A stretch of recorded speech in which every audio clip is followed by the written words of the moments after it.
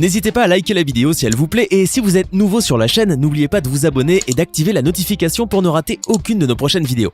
On commence. Il existe dans le monde des milliers d'hôtels luxueux qui offrent des services hors pair, des vues panoramiques ou encore une gastronomie d'exception. Généralement, ces hôtels sont très cotés et ne sont fréquentés que par une infime partie de la population mondiale. Souvent, il s'agit de la classe la plus aisée du monde. Et parmi tous ces hôtels se trouve en tête de liste le plus magnifique, le plus somptueux et surtout le plus royal, celui qu'on a si joliment baptisé Burj Al Arab.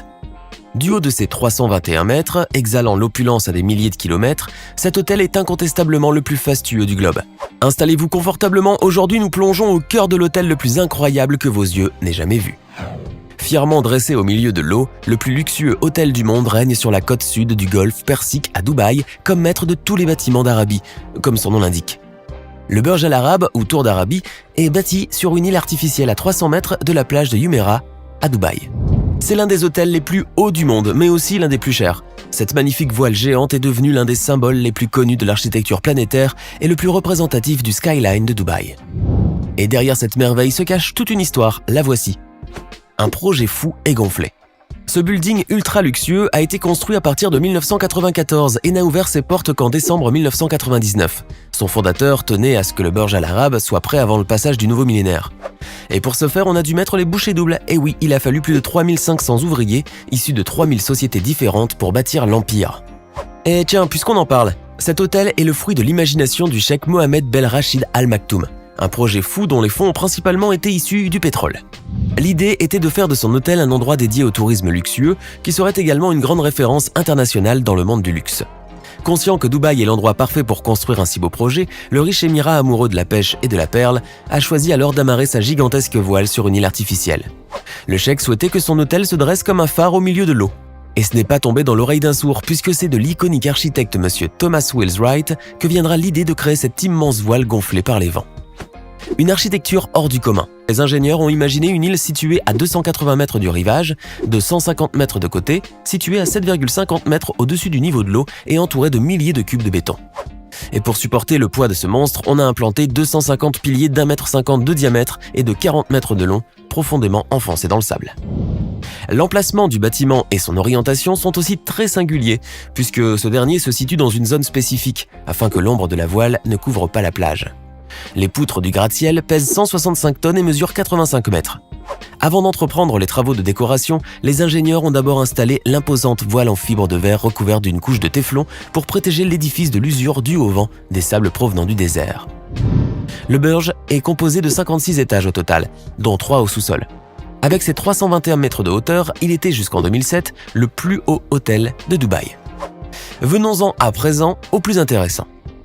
Sur le toit de l'hôtel se trouve une plateforme pour hélicoptère qui peut également être utilisée comme terrain de tennis. D'ailleurs, les tennismen professionnels André Agassi et Roger Federer ont déjà eu l'occasion de taper la balle lors de tournages de spots publicitaires pour le compte de l'établissement.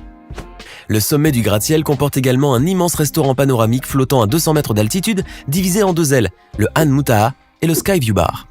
Malgré une superficie de 111 500 mètres carrés et une taille très impressionnante, le Burj Al Arab ne compte que 202 chambres de luxe avec salle de bain privative, réparties sur 28 étages doubles. Et vu qu'il n'accueille que des clients très fortunés, on ne parle pas de chambres mais plutôt de duplex. Parmi les 202 suites, on compte 142 suites de luxe à une chambre, 28 suites de luxe à deux chambres, 18 suites avec vue panoramique, 4 suites club, 6 suites diplomatiques, 2 suites présidentielles et 2 suites royales. La plus petite des suites occupe une superficie d'environ 170 mètres carrés, alors que la plus grande mesure 780 mètres carrés. D'ailleurs, les vestiaires des suites royales sont plus spacieuses qu'une chambre d'hôtel ordinaire. En plus de toutes ces suites, l'hôtel possède 8 restaurants et bars, 11 boutiques et bien sûr un atrium de 180 mètres de haut. Et pour se déplacer entre tous ces étages, 18 ascenseurs sont mis en service. Parmi eux, 2 ascenseurs panoramiques directs du 1er au 27e étage qui se déplacent à une vitesse de 6 mètres par seconde et 2 batteries de 6 ascenseurs qui desservent tout l'édifice ainsi que le parking souterrain. Les autres sont dédiés aux services et aux monte-charges. Une esthétique éblouissante. Le cheikh Mohammed Ben Rachid Al Maktoum voulait pour son hôtel une décoration jamais vue auparavant et qu'il est dur d'égaler ailleurs. Pour satisfaire le prince héritier, il a fallu l'intervention d'une déesse de la décoration, Quan Chu, ainsi que celle de ses 50 collaborateurs. Un travail acharné qui leur a demandé une concentration exclusive sur le projet. Grâce à son œil d'experte, Quan Chu a fait de l'édifice un vrai palais arabe. Et comme le Burj est avant tout l'œuvre d'un prince, il a fallu sortir tout l'or du pays. Bon, ok, on exagère, mais n'empêche que la décoratrice a dû utiliser pas moins de 8000 mètres de feuilles d'or 24 carats, 23 444 mètres carrés de marbre en provenance du Brésil et d'Italie, 500 000 litres de peinture et 28 000 points lumineux.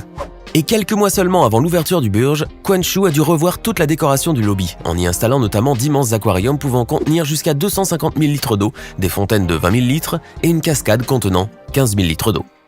Le Burj Al Arab était autrefois le plus grand hôtel de la Terre, et même si aujourd'hui il a été surpassé par plusieurs autres buildings à Dubaï, il est le seul à compter 7 étoiles dans le monde.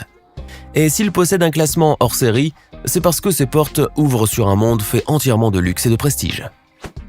Le luxe comme vous ne l'avez jamais vu. Le projet du Burj Al Arab a coûté près d'1 milliard d'euros et une inauguration spectaculaire. Une fête mondaine en fanfare qui a réuni l'élite des clients les plus riches du globe. Vous vous doutez bien que si on a misé autant d'argent pour un tel projet, c'est pour offrir en retour un luxe incomparable. Attention, préparez-vous à halluciner.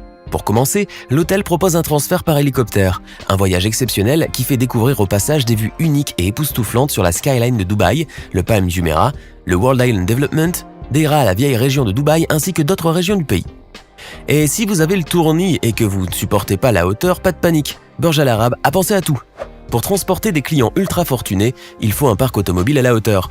L'hôtel propose donc l'une des plus grandes flottes automobiles du monde de Rolls-Royce. Burj Al Arab sait aussi être le premier en matière d'hospitalité. Le service Marhaba Welcome offre à la réception de ses invités de l'eau de rose, des lingettes rafraîchissantes et bien sûr, l'incontournable café arabe. Pour garantir une expérience parfaite dès l'arrivée à l'hôtel, le service check-in se fait dans une réception dédiée pour chaque étage, intimité garantie.